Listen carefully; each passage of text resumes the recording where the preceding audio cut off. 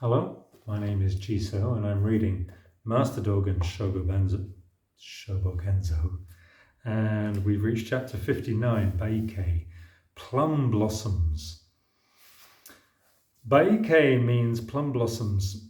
Master Dōgen loved plum blossoms very much, and we can find many descriptions and poems about plum blossoms in his works.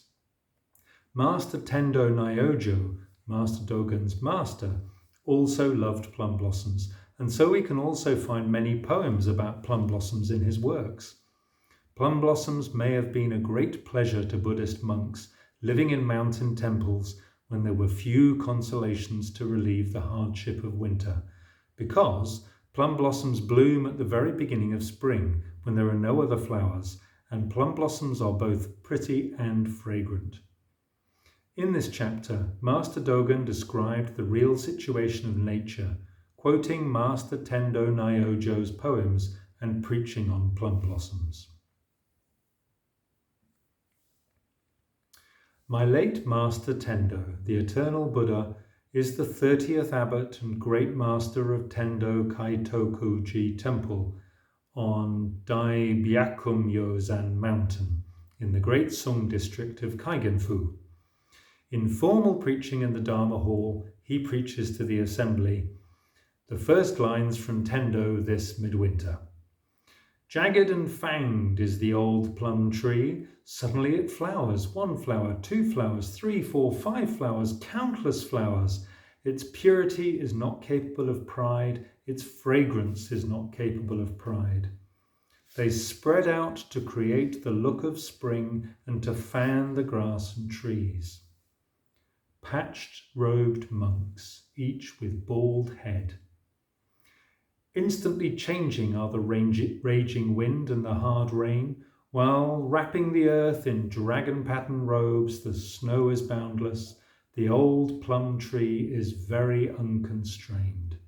The freezing cold rubs the nostrils, and they sting. The old plum tree that has been revealed now is very unconstrained. It suddenly flowers and naturally bears fruit. Sometimes it makes the spring and sometimes it makes the winter. Sometimes it makes a raging wind and sometimes it makes a hard rain. Sometimes it is heads of patched robed monks. And sometimes it is eyes of eternal Buddhas. Sometimes it has become grass and trees, and sometimes it has become purity and fragrance. Its instant mystical changes and mystical wonder are unfathomable. Even the great earth and the high heavens, the bright sun and the pure moon have established their merits relying upon the tree merits of the old plum tree, whose state is entanglement, knotting and entwining with entanglement. When the old plum tree suddenly flowers, the opening of flowers is the occurrence of the world. A moment in which flowers opening is the occurrence of the world is spring having arrived. At this moment, 1 flower is present as the opening of 5 petals.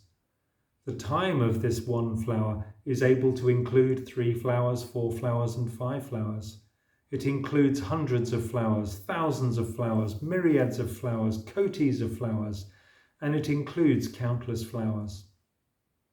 The opening of these flowers in all cases is the old plum tree's state of being unable to be proud of 1 twig, 2 twigs, or countless twigs. Adambara flowers, Utpala flowers, and so on also are 1 twig or 2 twigs of flowers of the old plum tree. In sum, all cases of flowers opening are benevolent gifts of the old plum tree. The old plum tree is present in the human world and in the heavens above. It is in the reality of the old plum tree that the merits of human societies and of heavenly palaces are established. Flowers that number hundreds of thousands we call the flowers of human beings and gods. Flowers that number myriads of kotis are the flowers of Buddhist patriarchs. Such a moment we call the Buddha's appearance in the world, and we call the ancestral masters originally coming to this land. My late master, the eternal Buddha, in formal preaching in the Dharma hall, preaches to the assembly. It is the time when Gautama got rid of the eye, in the snow a single twig of plum blossoms. Now every place has become a thorn, yet I laugh at the swirling of the spring wind. Now that this eternal Buddha's Dharma wheel has been turned in the farthest extremes of the universe, it is the moment in which all human beings and gods attain the truth. Nothing is left uncovered by the benefit of this Dharma, which reaches even clouds, rain, wind and water, and grass, trees and insects. Turned by this Dharma wheel, even the heavens, the earth and national lands are the state of vigorous activity. Hearing words never before heard means listening to these words. Attaining the unprecedented means getting the present Dharma. It is a wheel of Dharma which, in general, cannot be seen or heard without dreamy good fortune. In and around the 180 states of the great kingdom of Sung today, there are mountain temples and village temples whose number is beyond calculation, and in which there are many monks, but most of them have never seen my late master, the eternal Buddha. Those who have seen him may be few. Those who have witnessed his words may be still a smaller minority. How then could the people who have met with him and saluted him be many? Those who have been allowed into his inner sanctum are not even a few. How much less could people be permitted to do prostrations to the late master's skin, flesh, bones, marrow, eyes and features? My late master, the eternal Buddha, does not easily grant monks requests to stay at the temple. He usually says, people who are accustomed to not having the will to the truth are not permitted in my place. He sends them away at once. Having got rid of them, he says, without being a genuine person, what do they want to do? Dogs like that disturb others. They cannot stay. I have actually witnessed this. I have heard it with my own ears. I secretly thought to myself, what wrongness do they have not to be permitted to remain with us even though they are people of this country? What luck do I have to be permitted not only to stay at the temple, but also to come and go as I please in the Master's inner sanctum, to do prostrations to his venerable form, and to listen to his words of Dharma, though I am a native of a distant foreign country.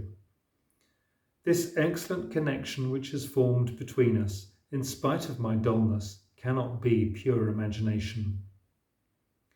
While my late master was spreading his influence through Sung China, there were still people who were able to enter the truth, along with people who were unable to enter.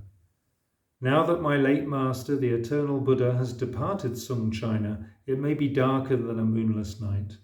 Why? I say so because at around the time of my late master, the eternal Buddha, there were no other eternal Buddhas like my late master, the eternal Buddha. That being so, in now aspiring to see and hear the foregoing preaching, we students of a later age should be mindful.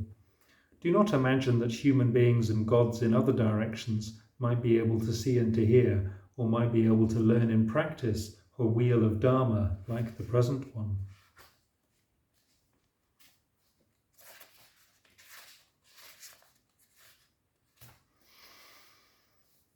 Plum blossoms in the snow are the one appearance of the Udumbara flower. How often does it recur in everyday life that, while looking at the right Dharma eye treasury of our Buddha Tathagata, we pass over the winking of an eye and do not break into a smile? Yet just now we have received the authentic transmission of and have been struck by the realization that plum blossoms in the snow are the very eye of the Tathagata. Picking up this realization, we make it into an eye on the forehead, and we make it into eyeballs in the eyes. Further, when we get inside plum blossoms themselves and perfectly realize plum blossoms, doubtful causes or circumstances never appear at all. Just this is the eye of In the heavens above and under the heavens, I alone am the honoured one, and it is honoured throughout the reality of the Dharma world. That being so, heavenly flowers in the heavens above, heavenly flowers in the human world, the Mandarava flowers, Maha Mandarava flowers, Manjusaka flowers, and Maha Manjusaka flowers that rain from the heavens, together with the miscellaneous flowers of limitless lands in the 10 directions, are all the dependents of plum blossoms in the snow, for they have bloomed by receiving a part of the benefit of plum blossoms. The hundreds of kotis of flowers are the dependents of plum blossoms. We should call them miniature plum blossoms. All other flowers, flowers in space, flowers on the ground, flowers in samadhi and so on, are common flowers which are the large and small dependents of plum blossoms.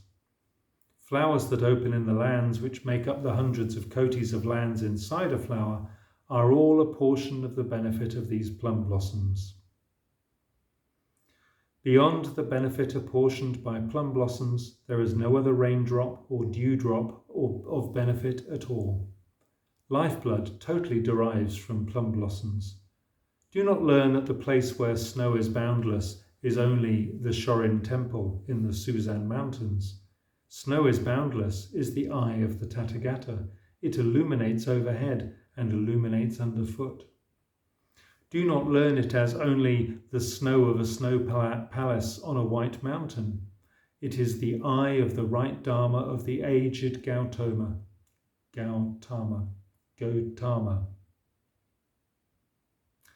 The five eyes are perfectly realized at this place. The 1,000 eyes may be roundly realized in this eye.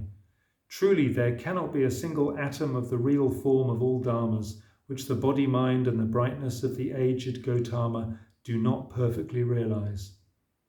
Though there are differences in the views of human beings and gods, and though the sentiments of the common and the sacred diverge, the boundless expanse of snow is the earth, and the earth is the boundless expanse of snow. Without boundless expanses of snow, there is no earth in the universe. The getting together of the outside and the inside of this boundless expanse of snow is just the eye of old Gautama.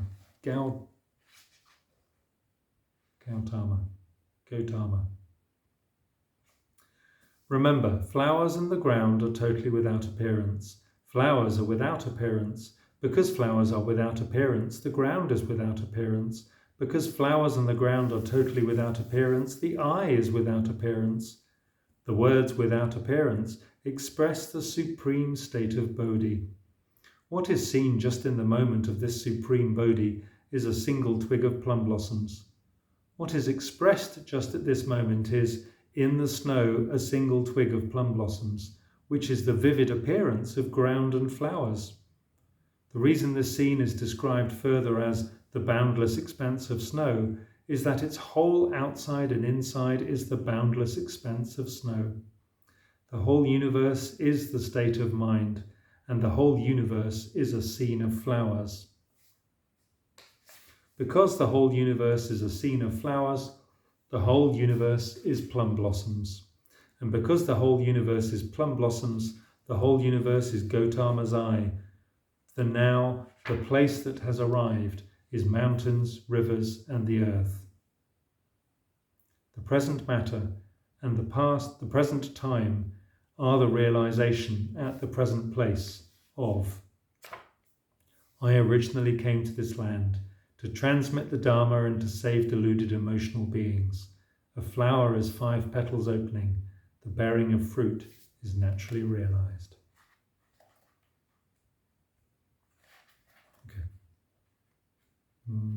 Stop now. Thanks for listening. Take care.